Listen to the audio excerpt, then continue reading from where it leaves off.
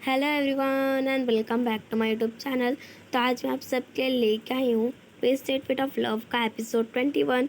तो episode 21 start होता है और हमें सीन दिखाया जाता है कि जो यान भाव है वो तो एकदम गिड़गिड़ा रहा होता है भगवान के सामने कि आप प्लीज़ ऐसा कुछ जादू करिए ना कि जिससे मेरे पास बहुत ज़्यादा पैसे आ जाए और मैं बहुत ज़्यादा ही अमीर हो। पर उस टाइम पे वहाँ पर से ना कोई भी आवाज़ नहीं आती, क्योंकि जहाँ तक मुझे डाउट है कि वहाँ पर कोई लोचन था ही नहीं। पर तभी वहाँ पर कुछ दो लोग आ जाते हैं अभी यान भाव को मारने के लिए। तभी वहाँ पर आते हैं मिंगजाओ एंड मिंगजू। तो वो आके उन दोनों का एकदम अच्छा खासा धुलाई कर देती है और यान भाव के लेके भाग जाती है। वो चिल्लाता रह जाता है बेचारा कि कौन हो तुम। और फिर हम देखते हैं हमारे एम्प्रर को जो गए होते हैं अब हमारे कॉन्सर्ट फैन के लिए वहाँ पर प्रार्थना करने के लिए। और जितने भी मिनिस्टर सब होते हैं उन सबको बाहर ही रोकने के लिए छोड़ देते हैं। एंड ये लोग ना भागते भागते आ जाते हैं वहीं पर जहाँ पर एम्प्रर थे। तो जहाँ पर ना सबको लगता है कि ये लोग मारना है एम्प्रर को। पर ना उसके बाद जो प्राइम मिनिस्टर है वो चेंज इन हाई को कहता है कि चलो अब मारी तो इसे, ये काम हमारे हाथ में नहीं कर पाए तो कोई बात नहीं तुम ही कर दो। और ऐसे ही कहते हैं ना तो वो बेचारा जो यानबा होता है वो मर जाता है। तो उसके बाद ना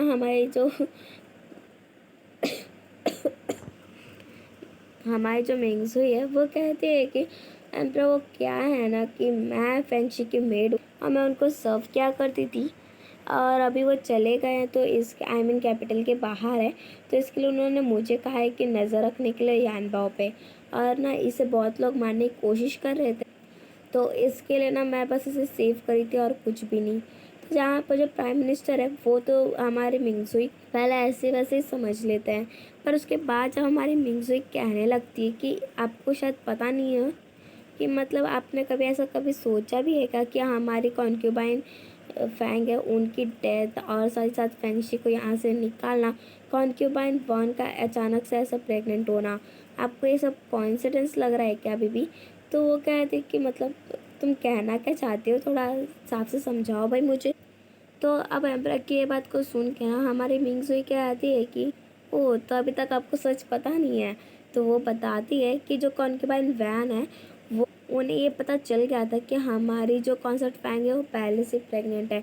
इसकी वजह से उन्होंने चाल बिछा के और फेंगशी और हमारे कॉन्सर्ट फैंग को मिला के ना ऐसा मतलब आरोप लगा दिया कि उनका अफेयर है। तो इसकी वजह से अब उनकी पोजीशन सबसे ज़्यादा हाई हो गई और उसके बाद प्राइम मिनिस्टर से इन्होंने हाथ मिला लिया। अब यहाँ पर जो कॉन्क्यूबाइन वन है वो ना एकदम कहने लगती कि नहीं नहीं ये सच नहीं है, ये सब झूठ बोल रही है मिंगजुई। अब यहाँ पर ना जो प्राइम मिनिस्टर है वो भी कॉन्क्यूबाइन वैन का ही साइड लेते हैं। ऑफ कोर्स उन्होंने हाथ जो मिलाया था सच में, तो वो साइड लेते हुए कहते हैं कि ये सच में फेंगशी का बिछाया हुआ जाल है और इसमें आप नहीं फंस सकते और इसे मिंगजुई का जल्दी जल्दी मार देना चाहिए। तो जहाँ पर हमारे मिंगजुई कहते हैं क्या वो आपका सच बाहर निकला तो क्या आपको डर लग रहा है क्या, और साथ ही साथ आपको तो सब पता ही है आप काहे को इतना ड्रामाबाजी कर रहे हैं। और यहाँ तक कि अगर आपने मुझे मार भी डाला चाहे मुझे टुकड़ों में काट भी दिया ना तभी जो सच रहेगा वो सच ही रहेगा। अब यहाँ पर जो एम्प्रर है वो तो एकदम घूरने लगते हैं भाई प्राइम मिनिस्टर को और बोला और क्या कुछ तुम्हें बोलना है। और फिर ना हमारे जो एम्प्रर है वो ऑर्डर देते हैं कि अब जितने मतलब डॉक्टर हैं सबको बुलाओ और थोड़ा चेक करवाओ तो बॉडी कि हमारी जो कॉन्सर्ट फैन है वो सच में प्रेग्नेंट थी भी कि नहीं। अब हमारे जो प्राइम मिनिस्टर है वो तो मना करने लगते हैं, अब बहाने बनाने लगते हैं कि अरे इतना मतलब दोपहर है तो इससे सच में उनकी जो स्पिरिट है कॉन्सर्ट फैन की उन्हें प्रॉब्लम होगा। पर जो एम्प्रर है वो ऑर्डर देते हैं कि जाकर उनकी बॉडी को चेक किया जाए। और फिर हम देखते हैं कि डॉक्टर लोग चेक कर होते हैं और यहीं पर हमारे ये सीन कट होता है, हमें सीन दिखाया जाता है हमारी दोंगियों का जो आई होती है फेंगशी को उठाने के लिए।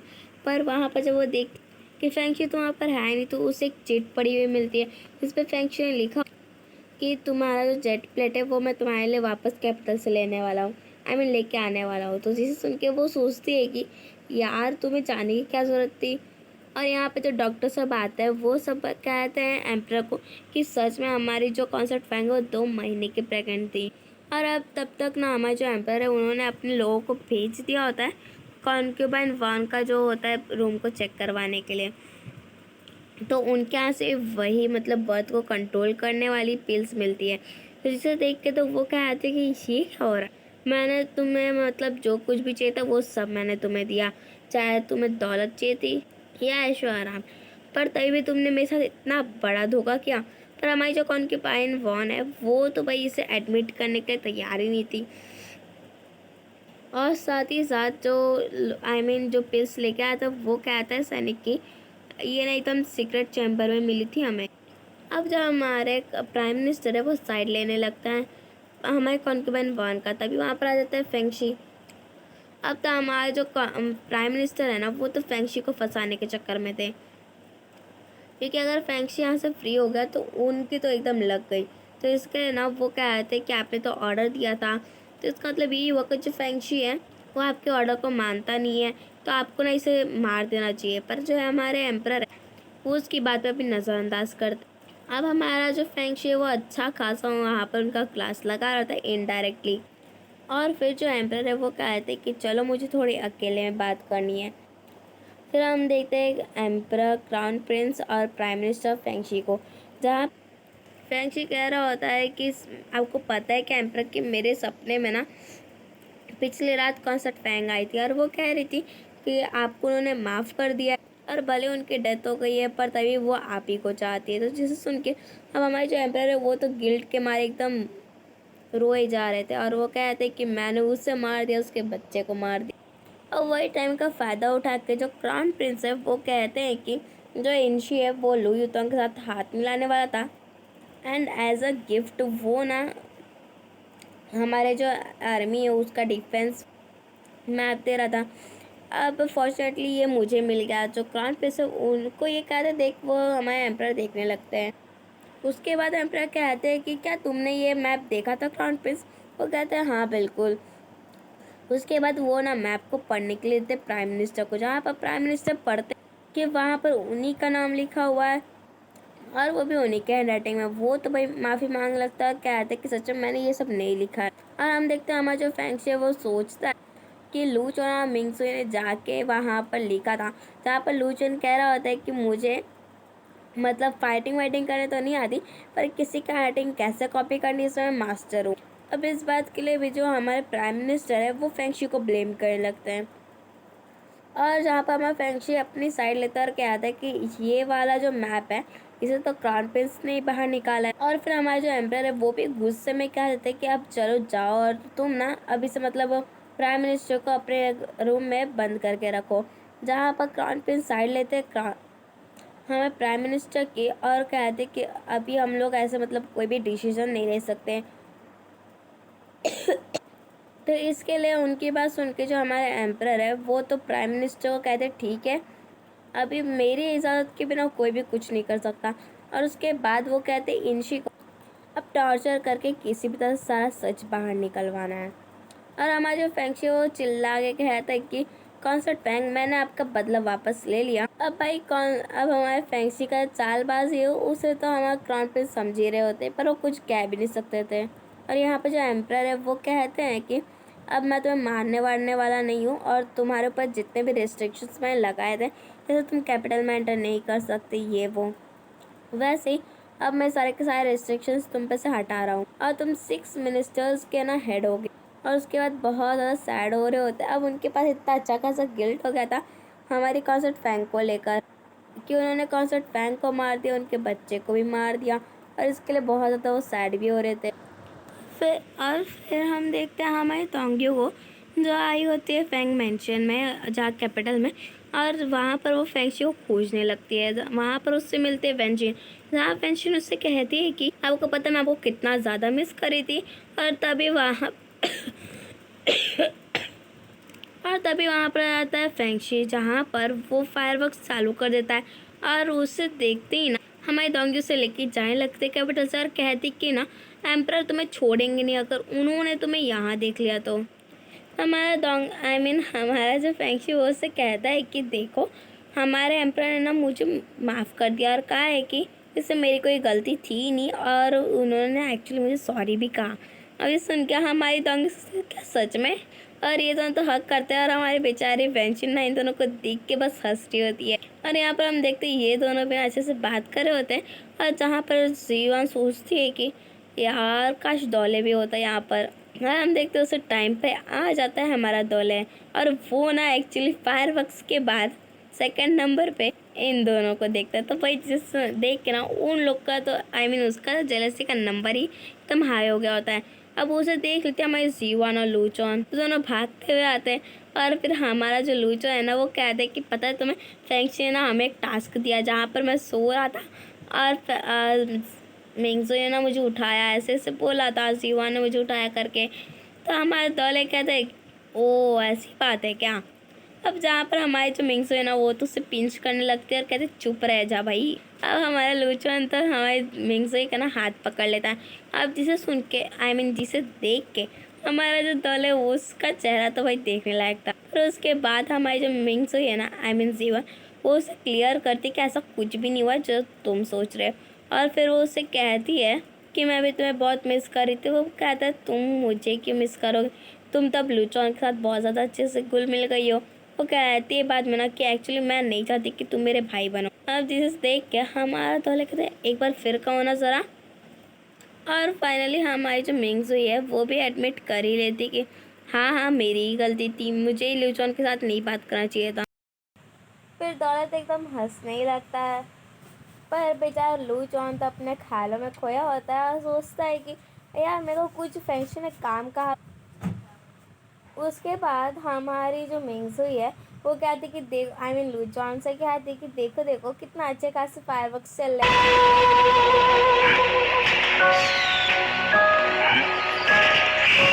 और फिर ये लोग ना ऐसे हाथ से हाथ टच कर ही रहे होते कि तब तक वहाँ पर क्या लूचॉन के अरे यार मुझे तो फेंगशी ने कहा था कि मुझे जाके ये सारे सामान सब साफ करना होगा। तो जहाँ पर ना ये दो के दोनों बंदे साथ में कहते हैं कि 下面说让我们去，他有2炮会伤人，你们要去吗？我自己去。अकेले अकेले जाओ। तो जहाँ पर हमारा लूचॉन कहता है कि यार तुम लोग के पास कितना हाई टेम्पर, कितना जल्दी तुम लोग मुझ पे गुस्सा करो भी मुझ पे। तो पर उससे क्या पता था कि वो लोग यहाँ पर क्या बात कर रहे हैं और क्या वो उन लोग का कहने का मतलब है। बेचारे कुछ भी समझ में ही नहीं आता कि उन लोग ने अभी क्या क्या बात। और वो सच में चला भी जाता है अकेले ही और सारा का सारा साफ करने के लिए। और फिर हम देख दो के दोनों साथ में ही बाय बाय बोलते हैं। लगता है इन दोनों ना कुछ ज़्यादा ही एक दूसरे के साथ रह लिए हैं, इसके लिए इन दोनों के मन की जो बात है एक दूसरे को समझ में आ रही है, दोनों साथ में एक एक एक्शन कर रहे हैं। उसके बाद ना अब यहाँ पर हमारी जो सीवान है वो सोचती कि वो क्या करे, पर बाद में दोनों के दोनों हंसने लगते हैं और वहाँ पर फायरवर्क्स वो लोग इंजॉय कर रहे होते हैं। और फिर हमें पता चलता है कि हमारे फेंगशी को प्राइम मिनिस्टर बना दिया गया है, मतलब फेंगवान की जगह दे दी गई है। फिर हम देखते हैं हमारे डोंगू को जो सुबह को उठती है ना जैसे ही वहाँ पर फेंगशा और उसे खिलाने लगता है और कहता है कि देखो मुझे भी पता है कि तुम्हें मतलब ये सारे यहाँ पर जो लोग काम करते हैं मेड सर्वेंट उन सब का हाथ के खाना तुम्हें पसंद नहीं है, इसके लिए मैं तुम्हें खुद के हाथ का खाना खिला रहा हूँ। जहाँ पर हमारे डोंगू कहते हैं कि सच में तुमने खुद ये खाना बनाया है क्या। तो वो बोलता है अच्छा टेस्ट करके बता दो। उसके बाद वो जब जा रहा होता है तो वो कहते कि वो कहता है कि देखो मुझे अभी बहुत ज़्यादा लेट हो रहा है तो मैं अभी जाता हूँ। तो हमारी डोंगी कहती है कि वैसे तुम कोर्ट में एंटर कहाँ से हुए और तुम्हारे पहले के ड्रेस और अभी के ड्रेस से तुम चेंज क्यों है। तो कहते कि वो चेंज तो होंगे ही ना, मैं तो प्राइम मिनिस्टर जो बन गया। तो हमारी डोंगी पहले कहते प्राइम मिनिस्टर और बाद में चौंक के कहते क्या तुम प्राइम मिनिस्टर बन गए।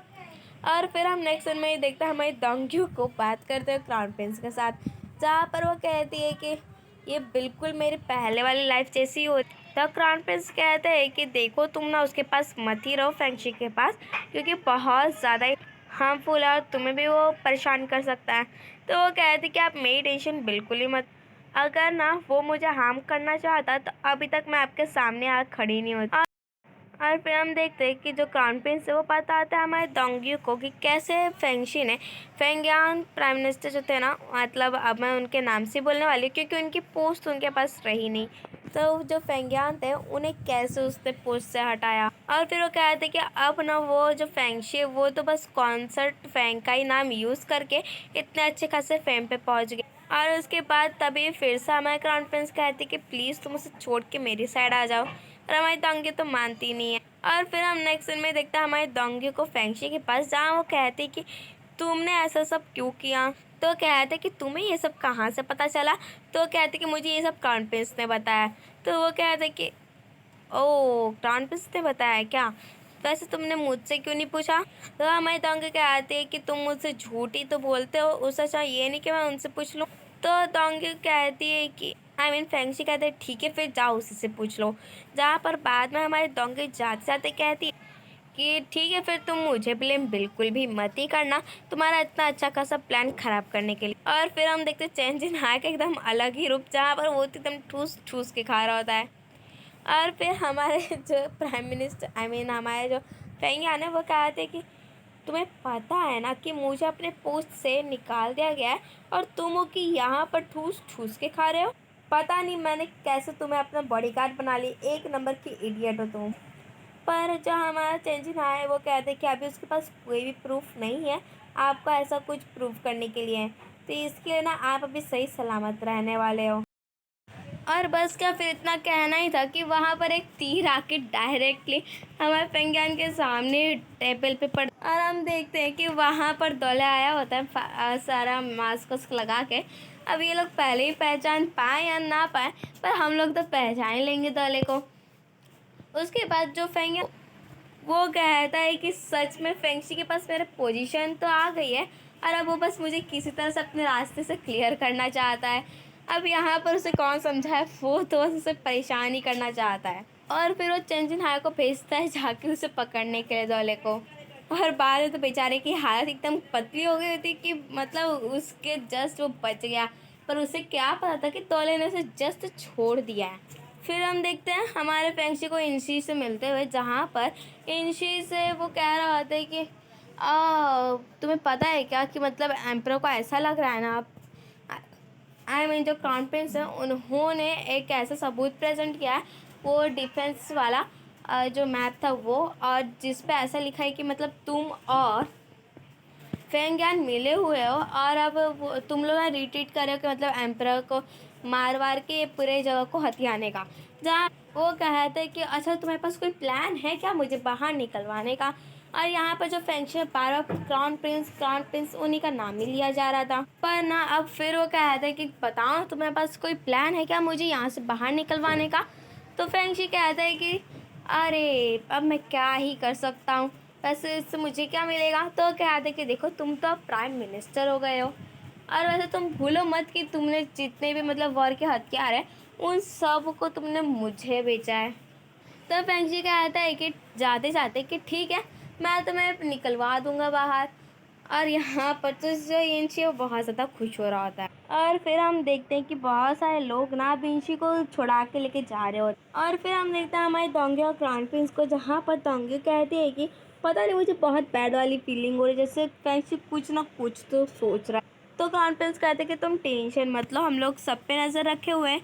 और यहाँ पर तभी वहाँ पर आते हैं चिंशा, और वो कहती है कि कोई ना जेल के अंदर गया और इंशी को बाहर लेके आ गया, मतलब उसे छुड़वा दिया। क्राउन प्रिंस का चेहरा ही देखने लायक। एंड देन हम देखते हैं कि वहाँ पर और कोई नहीं, दौले उसे बचा के लेके आया होता है इंशी को। और जहाँ पर वो कहते हैं कि इंशी कहते हैं कि मुझे अपने घर पे जाना है, तो वो कहता है दौले कि आपके लिए भी यही अच्छा होगा कि अपने घर पे मत जाओ। और फिर हम नेक्स्ट में देखते हैं इंशी को उसके मेंशन में, जहाँ पर सारा का सारा सामान तोड़ा फोड़ा गया होता है। और वो सोचते हैं कि आखिर किया किसने। तो दौले को एक बैच मिलता है और वो दिखाता है, और जहाँ पर उसे देख के वो कहता है कि क्या आपको पता है कि ये बैच किसका है। तो जो उस बैच को देख के इंशी कहते हैं कि ये तो प्राइम मिनिस्टर फेंगियान का बैच है, ये यहाँ क्या कर।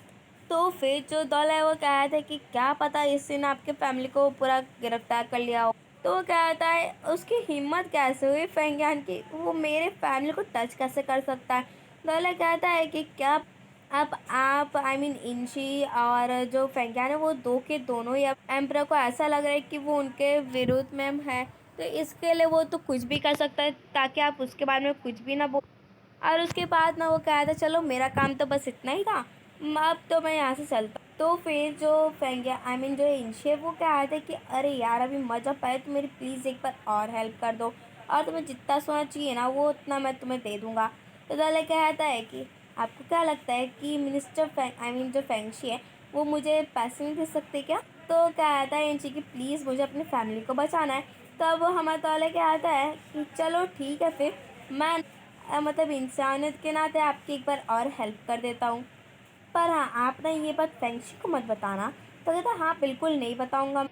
और फिर हम देखते हैं हमारे क्राउन प्रिंस और डोंगी को जो ब्लड को देखते हैं और उसी का पीछा करने लगते हैं। और फिर वहीं पर सीन कट होता है। हमें दिखाया जाता है कि हम लोग जो इंशी है वो कहते हैं कि अब हम लोग क्या करें। तो तोले कहते हैं कि देखो मैं जाता हूँ उन लोग का ध्यान भटकाता हूँ और तुम मेरे कपड़े पहन के अंदर जाओ और बाद अपने फैमिली को तुम खोज ले। अब उसके पास तो कोई और चारा होता नहीं तो इंशी कहता है ठीक है चलो जैसे तुम बोलो वैसे ही करता हूँ। और फिर हम देखते हैं कि जो इंशी है वो भाग के जा रहा था छुप छुप के। पर वहाँ पर ना जितने भी लोग होते हैं वो सब उसे मार देते हैं ये समझ के कि वो आया होता है अब फेंगियान को मारने के लिए। तभी सभी लोग वहाँ पर इकट्ठा होते हैं और देखते हैं फेंगियान कहते हैं कि देखो तो ज़रा ये है। और वो लोग देखते तो इंशी का चेहरा देख के वो कहता है कि पक्का ये मुझे फंसाने के लिए किसी का चाह है। तभी वहाँ पर ये तीनों भी आ जाते हैं और वो ट्रांपल्स कहते हैं कि अब बताओ प्राइम मिनिस्टर फेंगियान आप इसे कैसे एक्सप्लेन करोगे। तो फिर वो छोटा छोटा बहाना बनाते हैं कि ऐसा कुछ भी नहीं है ये मतलब ऐसे ही आए थे मेरे घर पे घुस के तो इसकी वजह से मुझे अपनी सेफ्टी के लिए मारना पड़ा। तो फिर क्राउन प्रिंस कहते हैं कि हमारे लोगों ने देखा कि आपके लोग ना इंशी को छुपा के बाहर लेके जा। तो कहते हैं कि नहीं ऐसी कोई बात नहीं सच में किसी ने मुझे फंसाने के लिए सब किया है। और इसी के साथ हमारा episode 21 of twisted fate of love ये पे खत्म। Thank you bye bye.